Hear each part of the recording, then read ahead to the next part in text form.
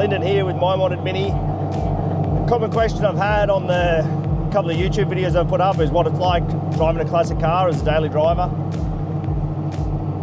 I tell my son that you've either got to be rich or have an idea about cars, and I'm not rich, so I had to have an idea about cars. I've had this Mini for nearly 30 years now, so I've rebuilt it a few times. I know every nut and bolt that's been put into it, that should have been put into it, the shortcuts that I took each time, and then where I've built this one now, so I've got what I'm hoping is maximum reliability. An example is the other day I went for a drive, hopped in the car, going out for a work lunch function. Car started, not straight away, as they do, but sounded a little bit funny. Went around the block, I instantly knew it. I've had this problem before. It's where one of the spark plugs gets wet, and then it just doesn't enable the spark from then on because the spark plug's too wet, it's too rich. This car does run pretty rich anyway. I'm working on getting a AFR sensor so I can do some proper tuning on it. But it's a pretty easy fix, and I've got all the tools in the boot, so jump over, pull the spark plugs out, had some brake clean, gave it a spray with a brake clean, a little bit of sanding with some 2000 grit emery paper, chucked it back in again, and it's good to go, and haven't had the problem since. It's when you don't get the pumps of the foot right when you're starting the car to get enough fuel into the engine, when you've either had not enough, so it takes a little bit longer to start, so you pump it a little bit more, floods the engine. Or it's when you've pumped it 3.5 times instead of 3 times when it hasn't been driven for a couple of days. Because I don't have to drive this to work every day, because I either ride or walk. There's other things that you notice as you're driving along that, where this guy's going.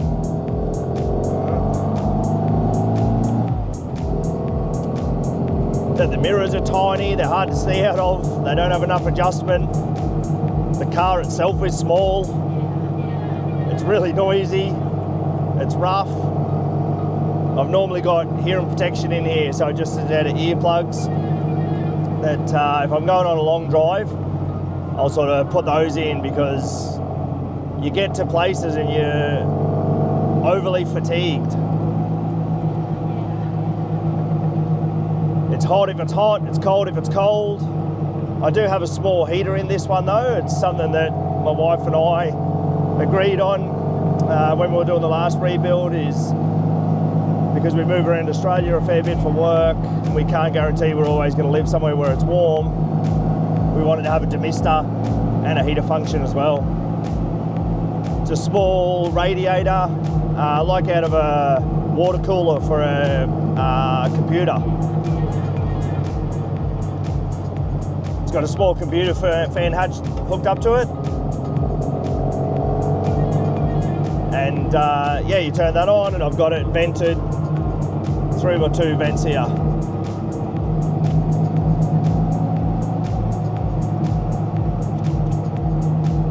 All of the issues that you have with having a classic car, you sort of forget about them pretty quick when you get to drive on roads like this that are pretty nice, especially this time of year.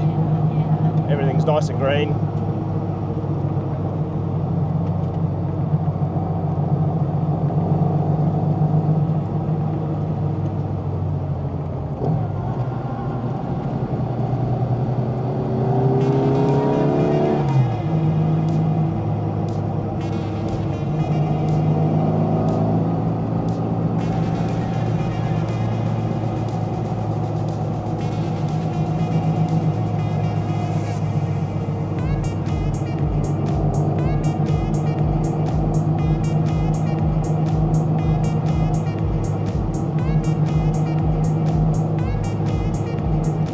Another thing that you're always conscious of that you don't often have in a modern car is you're always looking at your gauges.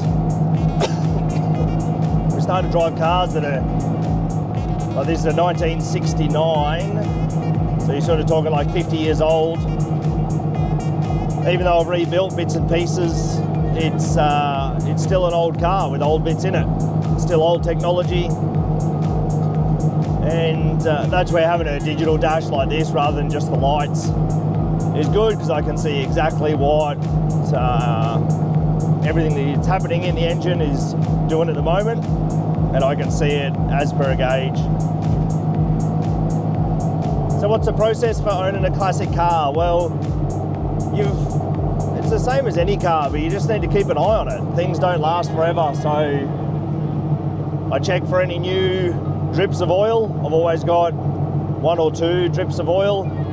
It's never got an oil patch or anything like that, so that's all I do. When I come out of the carport, I can see that straight away, so I know it hasn't dumped all its oil overnight. Once a week I do check the oil, check all the fluids up under the bonnet, which is all pretty easy to do in a Mini.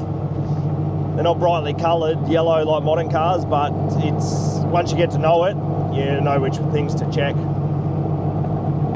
When I wash the car once a week, I check all the grease nipples out, check underneath. Just a bit of a mechanical check to make sure there's nothing loose or nothing obvious that's loose anyway. When I put it all back together, I always put a white outline or a white pen mark across the nut and the bolt. Most things I use, I put a bit of copper slip on them or anti-seize. Just makes disassembly a lot easier in the future. But yeah, because of that, I just want to make sure that nothing comes undone. So yeah, I've just got the white paint mark across it, and that way I can see visually straight away whether or not that nut has become loose or whether that bolt's moved at all. It's pretty good just for a visual check.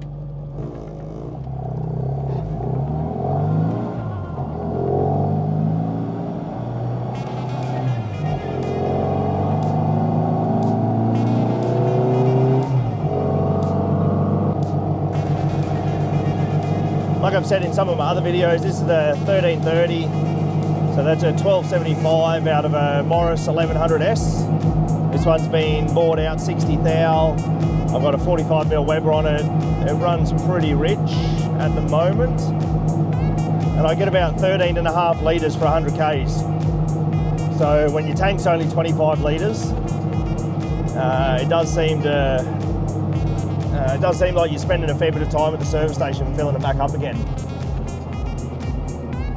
I don't have an unleaded head in this car, so I just run a valve saver additive, which is pretty much 1 mil per litre.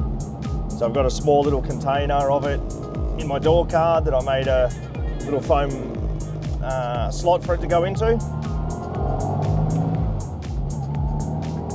And that gives me 2 tanks of fuel, so I've got like 500 Ks worth of that in the car myself, and then I've got more of it in the boot where I buy it in the 1 litre containers because it's a lot cheaper that way. Some people have said that, like with regards to the octane, whether they're running 90, 95, 98, I always put premium in it. With the fuel additive, some people have said that, yeah, you do need to do it. Some people have said you don't need to do it. It's just what I've run with it so far, and I haven't had any problems. So I'm happy to keep it as it is. When I do rebuild this motor or get another motor to put into it, then I will build an unleaded head for it. So I don't have to worry about the additive later on.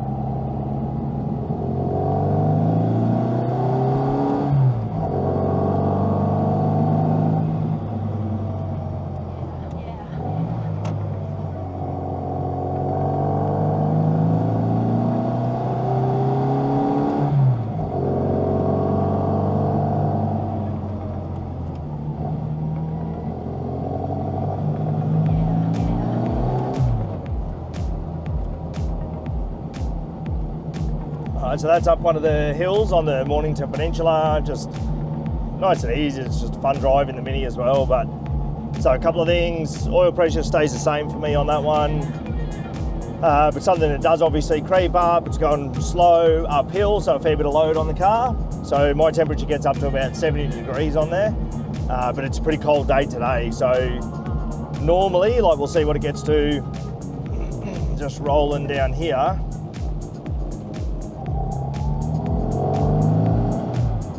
But it'll get back down to 63-ish.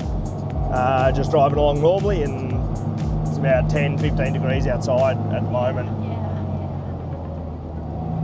So third gear, 60 k's an hour.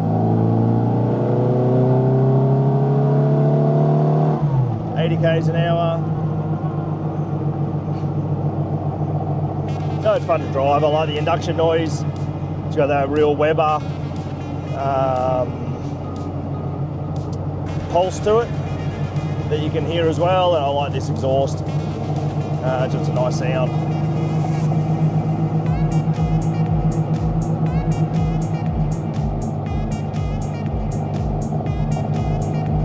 I like wearing gloves when I drive this car.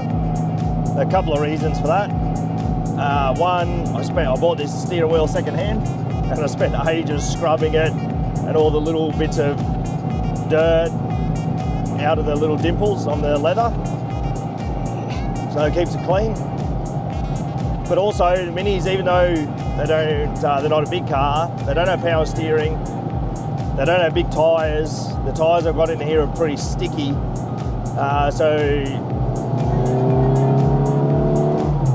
it does, yeah, you do have to be holding onto the steering wheel. And the leather on the leather is perfect. Like, yeah, it's great.